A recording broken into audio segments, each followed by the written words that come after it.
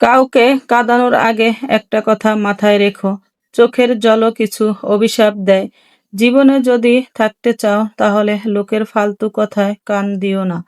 যে ধোঁকা দেয় সে চালাক হতে পারে, তবে যে ধোঁকা খায় সে বোকা নয়, বরং সে হলো বিশ্বাস। কিছু মানুষের ভাগ্যটাই খারাপ, তারা যতই মন থেকে ভালোবাসুক না কেন, বিনিময়ে তারা কষ্ট ছাড়া কিছুই পায় না।